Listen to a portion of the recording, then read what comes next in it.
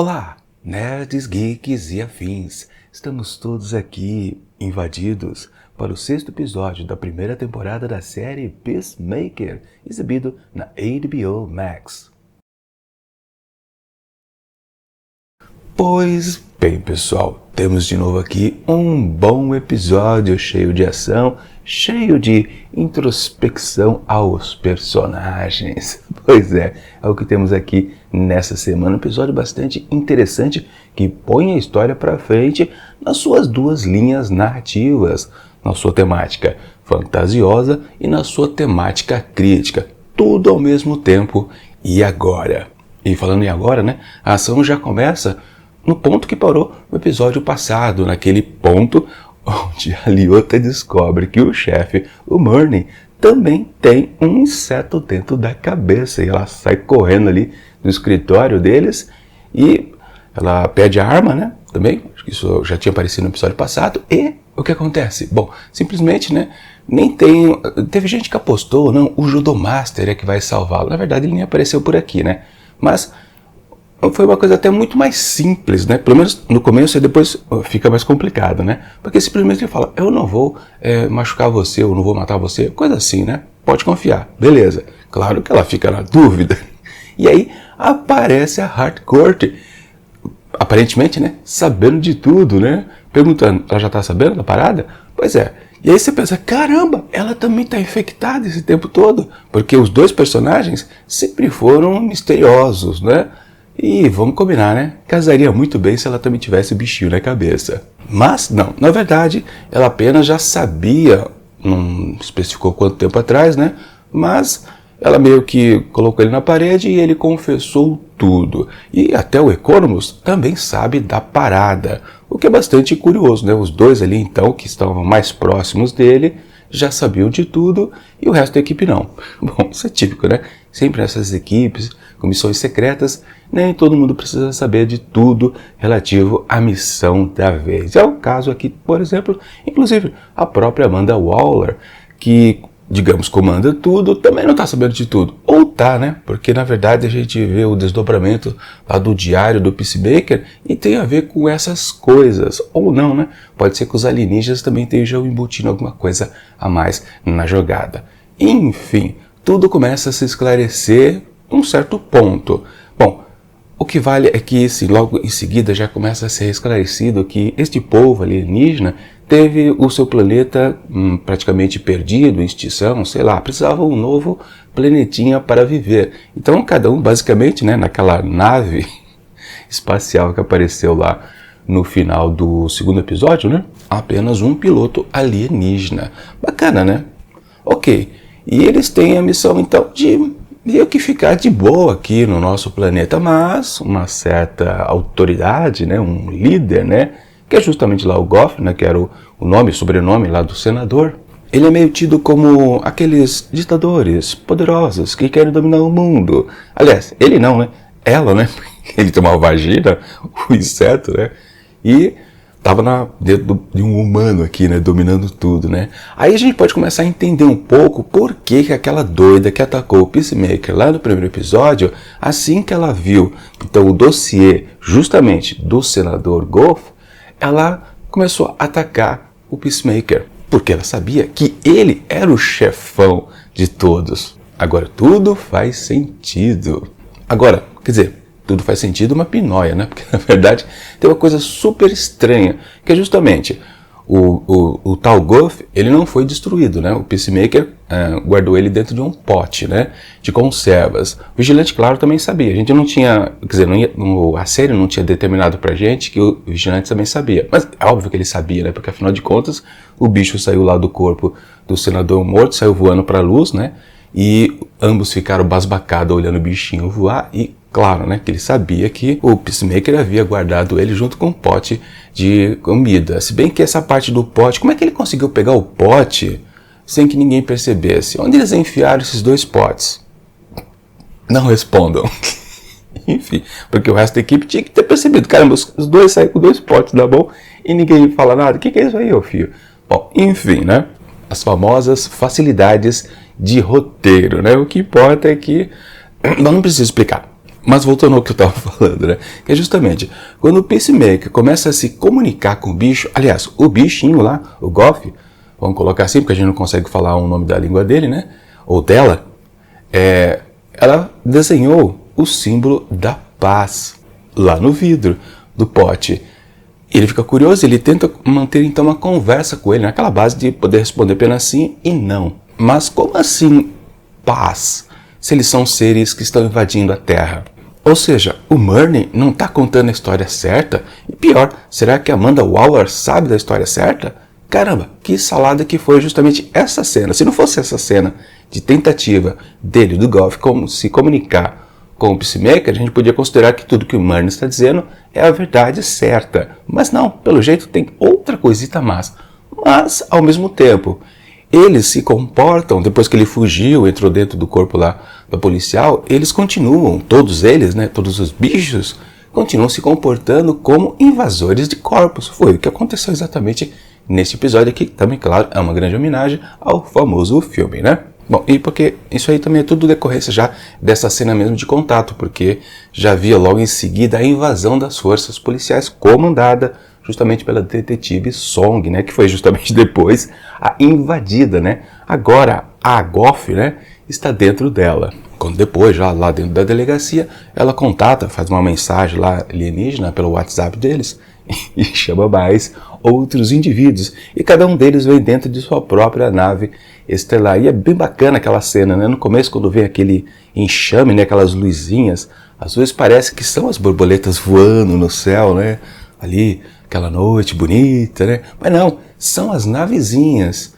E depois todas elas pousam ali no gramado e de dentro de cada nave sai apenas inseto lá de dentro. Aí depois vem aquela sequência de invasão lá da delegacia, que também foi super boa. Muito bem dirigida também essas cenas. De novo, né? James Gunn volta a dirigir mais um episódio aqui da sua série. Aliás, falando em delegacia, né? Agora que eu comecei a entender direito o que aconteceu então nos episódios anteriores. Quando lá, né, o pai do Peacemaker estava detido dentro de algum lugar, não era uma prisão pré-condenação, né, ou esperando, na verdade, um julgamento, né? Então isso meio que explica por que o Peacemaker não, o vigilante conseguiu invadir, né, ser preso, né, forçar a ser preso, e está no mesmo lugar onde estava o pai do Peacemaker, né, o Dragão Branco. Porque justamente aquele prédio é a delegacia onde trabalha justamente a detetive Song. Pois depois, né, no final do episódio da invasão lá dentro do prédio, a gente descobre que não só os policiais foram vitimados, né, na verdade todos os presos, inclusive aqueles que já pertenciam ao bando lá do Dragão Branco. Ou seja, agora temos dezenas de pessoas completamente infectadas atrás do grupo do Peacemaker. Quer dizer, eles não sabem que são um grupo, ou agora sabem. Porque se aquele personagem novo que apareceu no episódio passado, ele também foi infectado, e ele que acabou ficando com o tal diário lá do Peacemaker, ele sabe que existe um grupo de extermínio deles, e também sabe com certeza que é o Murnay, né? Afinal foi ele que o contratou, né? Requisitou lá via Amanda Waller. Porque obviamente, né, quando você invade, o inseto invade o corpo humano, ele sabe de todas as suas lembranças.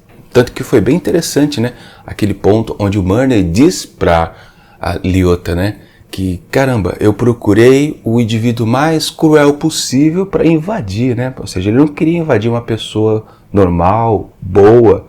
Foi bem bacana também ele ter feito isso, né, mas ele tem que conviver com todas as lembranças, justamente daquele assassino ali, com receio que um dia ele possa acordar e não ser mais ele, o bicho, né, será de volta o Murnay, velho de guerra, a pessoa cruel.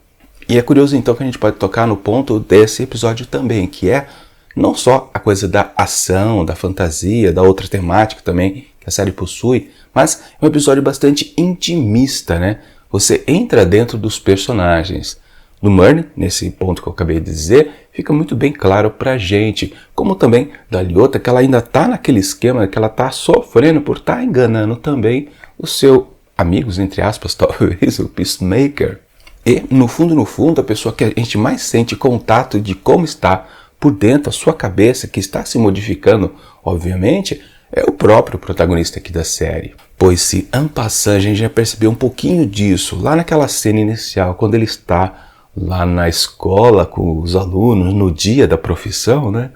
É bem bacana, sobrou lá algumas questões que as crianças perguntavam que definiam muito bem a sensação que ele está sentindo por dentro, como por exemplo aquela que foi, acho que a mais dolorosa, né? Você tem história de origem? Aquilo doeu bastante nele e ele se lembrou mais uma vez daquele ponto onde supostamente ele é o culpado da morte do irmão. E aí também confirma, não deixa uma margem de dúvida que realmente aquelas imagens do passado são de fato memórias dele, ou seja, ele já está começando a se lembrar de tudo de fato. Bom, e depois essa coisa intimista fica completamente claro naquela cena onde ele fica tocando uma música ao piano.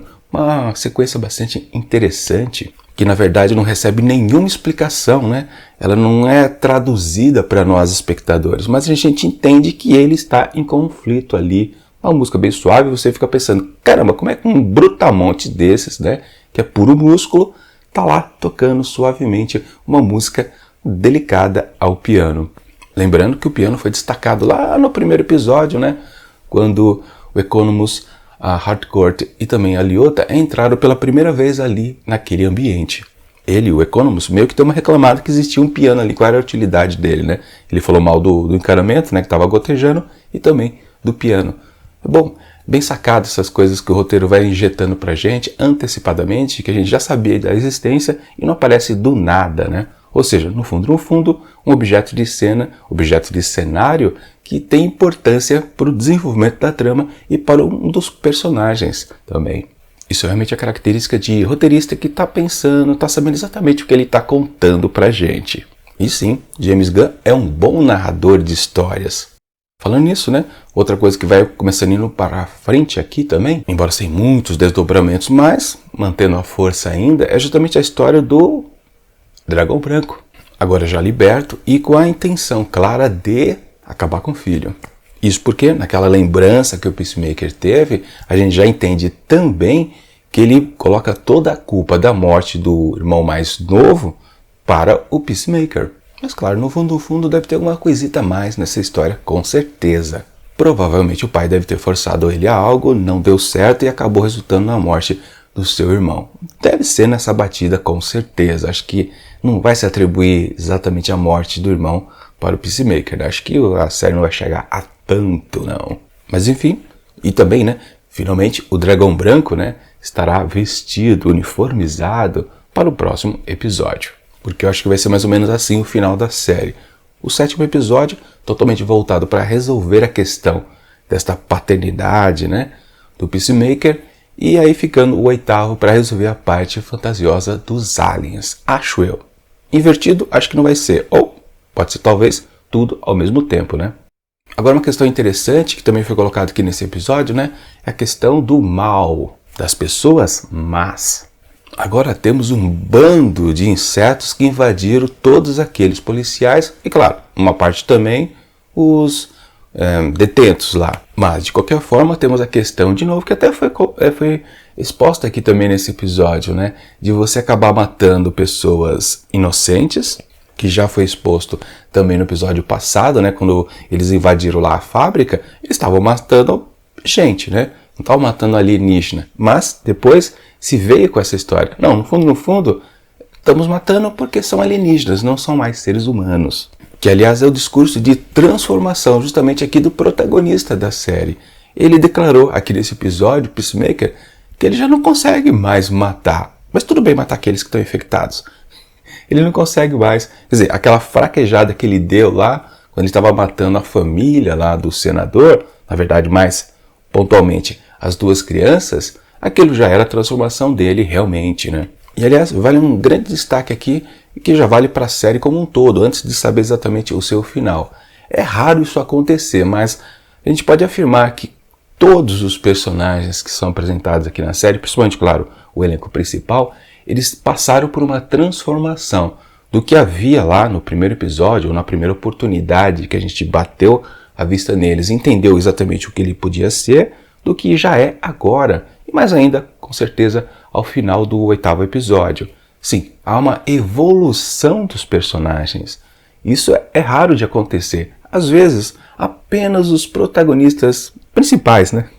O cabeça e mais um ou dois, é que passam por uma grande evolução. Os demais personagens, ainda que são do grande elenco, eles não têm uma grande carga evolutiva, eles passam por um processo mais ou menos de gangorra, vai e volta, vai e volta, vai e volta, mas se você for reparar lá no final, no último episódio, praticamente eles estão no mesmo ponto que estavam no começo, ainda que sofressem alguns reveses durante o caminho, ficando as evoluções de fato para os personagens principais. Mas nessa série aqui, todo mundo está evoluindo, até mesmo o personagem mais fraquinho, que é o Connors, ele também mudou. Ele, no começo, era um cidadão que ninguém confiava muito, era apenas um idiota, mas um idiota inteligente, já que ele cuidava do sistema de informação da equipe. Mas não, ele já teve 2 bons momentos de ação, onde ele que resolveu a parada da equipe. E claro, já havíamos visto a evolução de Liyota, do Peacemaker, da Harcourt e até do Murnay. Finalmente aqui também, quando ele começa a falar sobre a sua origem, ele também está no processo evolutivo. Isso é óbvio, a gente percebeu. Ou seja, todos os personagens evoluíram por aqui. O que é bem bacana, com certeza. Enfim, um episódio muito divertido.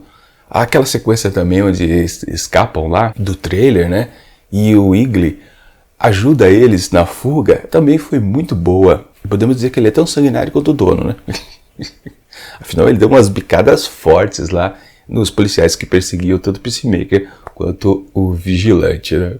Mas enfim, é um episódio realmente muito bom, com todos os elementos que a gente já havia visto nos episódios anteriores, e aqui está tudo misturado e resultando num produto sensacional. E por isso, para esse 6º episódio da primeira temporada da série, com certeza, série Peacemaker, né?